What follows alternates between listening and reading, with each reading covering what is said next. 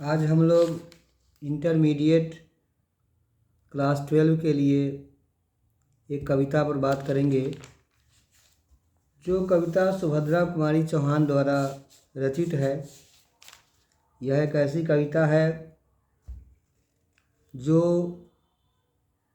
एक पुत्र के लिए माँ की ममता कितनी अद्भुत होती है, उसी पर यह समर्पित है। यह एक शोक गीत की तरह है। पुत्र के असमय निधन के बाद पीछे तड़प रहे माँ के हृदय के निदारुण शोक की ऐसी सादगी भरी अभिव्यक्ति है जो निर्वैयक्तिक है और सार्वभौमिक भी है। इसमें एक माँ के विषादमय शोक का एक साथ धीरे धीरे घर आता और ऊपर ऊपर आरोहण करता हुआ भाव उत्कृष्टता के साथ जागृत होता है तथा कविता के अंत में एक माँ की ममता कैसे रह जाती है अपने पुत्र के लिए, इसका विशद वर्णन है। कविता का नाम है पुत्र वियोग। कवित्री लिखती है, आज दिशाएं भी हंसती हैं, उल्लास विश्व पर छाया, मेरा खोया हुआ खिलौना अब तक मेरे पास न आया। इसका भाव है, जब पुत्र की असामयिक निधन हो जाती है, माँ तड़पती रहती है। माँ को ऐसा विश्वास है कि वह मेरे पास ज़रूर आएगा, लेकिन वह नहीं आ पाता है। माँ प्रतीक्षा में व्यस्त रहती है कि मेरा जो पुत्र खो गया है, कहीं चला गया है, वह ज़रूर आएगा। लेकिन तड़पती हुई माँ की संवेदना को शांत करने के लिए वह पुत्र कभी नहीं आता है। माँ अपना सारा सर्वस्व न्यौछावर करके पुत्र को किस प्रकार प्यार करती थी। शीत न लग जाए इस भय से, नहीं गोद से जिसे उतारा, छोड़ काम दौड़ कर आई, माँ कहकर जिस समय पुकारा। कभी मेरे पुत्र को ठंड न लग जाए इस भय से, उसने अपने पुत्र को कभी गोद से नहीं उतारा। सारा काम छोड़ करके वह दौड़ जाती। जब वह पुत्र एक बार माँ कहकर पुकारता था, माँ व्याकुल होकर उसके पास दौड़ती थी, उसे अपने गोद में उठाती थी।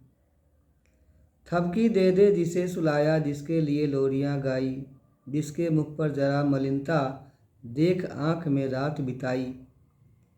माँ अपने पुत्र को थपकी दे दे कर सुलाती है, बहुत प्यार करती है, लोरियां गाती है। जब पुत्र के मुख पर थोड़ी भी मलिनता देखती है तो माँ बहुत व्याकुल हो जाती है, सारी रात जग कर काटती है। जिसके लिए भूल अपनापन पत्थर को भी देव बनाया, कहीं नारियल दूध बतासे कहीं चढ़ाकर शीश नवाया। अपने पुत्र की सलामती के लिए वह पत्थर की पूजा की, देव स्वरूप स्वीकार किया, नारियल दूध बतासे चढ़ाई। हर जगह अपने पुत्र की सलामती के लिए, अच्छाई के लिए शीश नवाई, फिर भी उसका पुत्र चला ही गया। फिर भी कोई कुछ न कर सका, छिन ही गया खिलौना मेरा, मैं असहाय विवश बैठी ही रही, उठ गया छौना मेरा। माँ कुछ नहीं कर सकी, उसका प्यारा सा पुत्र चला ही गया इस संसार से। माँ असहाय बैठकर कुछ कर नहीं सकी, चाह कर भी अपने पुत्र की रक्षा नहीं कर सकी। पुत्र के चले जाने पर तड़प रहे हैं विकल प्राण ये, मुझको पल भर शांति नहीं है, वह खोया धन पा न सकूंगी, इसमें कुछ भ्रांति नहीं है। लेकिन जब व्यक्ति एक बार इस संसार से चला जाता है तो वह कभी वापस नहीं आता है। माँ का पुत्र भी कभी वापस नहीं आया। माँ तड़प रही है अपनी वेदना के साथ, फिर भी उसका पुत्र आने वाला अब नहीं है। फिर भी रोता ही रहता है, नहीं मानता है मन मेरा, बड़ा जटिल नीरस लगता है सूना सूना जीवन मेरा। पुत्र के मरने के बाद माँ का जीवन बिल्कुल सूना सूना हो जाता है। माँ रात दिन रोती रहती है, अपने मन को समझाती है, उसका जीवन बिल्कुल सूना सूना रहता है, वह कुछ कर नहीं पाती है। यह लगता है एक बार यदि पल भर को उसको पा जाती, जी से लगा प्यार से सर सहला सहला उसको समझाती। यदि वह खोया हुआ पुत्र एक बार भी यदि माँ के पास चला आता तो माँ उसे पकड़ लेती, समझाती, सहलाती।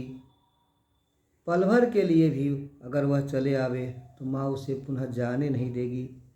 मेरे भैया मेरे बेटे, अब माँ को यूँ छोड़ न जाना, बड़ा कठिन है बेटा खोकर माँ को अपना मन समझाना। जिस माँ का पुत्र मर जाता है अचानक, वह माँ कितनी व्याकुल हो जाती है, माँ कितने कष्ट में हो जाती है, यह तो माँ ही जानती है। उसे समझाना बड़ा मुश्किल होता है।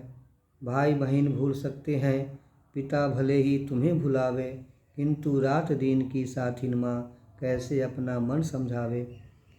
सब कुछ लोग भूल जाते हैं, भाई बहन सब भूल जाते हैं, पिता भूल जाते हैं, लेकिन रात दिन साथ रहने वाली माँ अपने पुत्र को नहीं भुला पाती है, मन को नहीं समझा पाती है।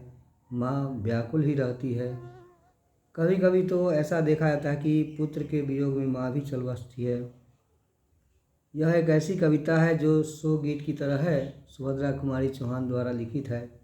इसमें से काफ़ी प्रश्न परीक्षा में पूछे जाते हैं। यदि यह वीडियो अच्छा लगे तो आप सब्सक्राइब कर देंगे और शेयर भी कर देंगे। बहुत बहुत धन्यवाद।